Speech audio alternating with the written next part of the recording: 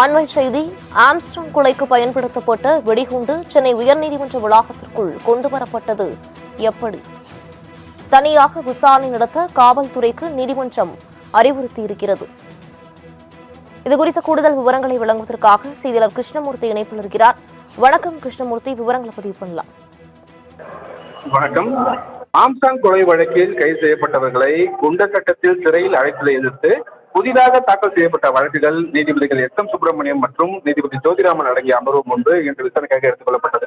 அப்போது தமிழக தரப்பில் ஆஜரான கூடுதல் தலைமை வழக்கறிஞர் ஆம்ஸ்ட்ராங் கொலைக்கு பயன்படுத்தப்பட்ட வெடிகுண்டு சென்னை உயர்நீதிமன்ற வளாகத்திற்குள் கொண்டு வரப்பட்டு கைமாற்றப்பட்டதாக கூறியிருக்கிறார். இந்த விவகாரத்தில் பல்வேறு சதி செயல்கள் செய்யப்பட்டுள்ளதாகவும் அது தொடர்பாகவும் விசாரணை நடத்தப்பட்டு வருவதாக அவர் தரப்பில் தெரிவிக்கப்பட்டிருக்கிறது.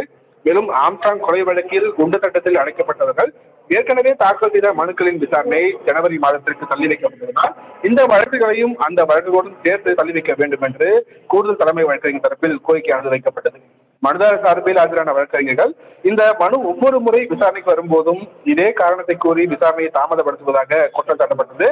இதனையடுத்து அனைத்து மனுக்கள் மீதும் பதில் மனு தாக்கல் செய்ய ஆப் தரப்புக்கு உத்தரவிட்ட நீதிபதிகள் விசாரணையை ஜனவரி முதல் வாரத்திற்கு தள்ளி வைத்து உத்தரவிட்டிருக்கிறார்கள். மேலும் சென்னை உயர்நீதிமன்றத்திற்குள் வெடிகுண்டு கொண்டு வரப்பட்டு தொடர்பாக தனியாக விசாரணை நடத்த காவல்துறைக்கும் நீதிபதிகள் அறிவுறுத்தியிருக்கிறார்கள். வினிதா, விரிவான விவரங்களுக்கு நன்றி கிருஷ்ணமூர்த்தி.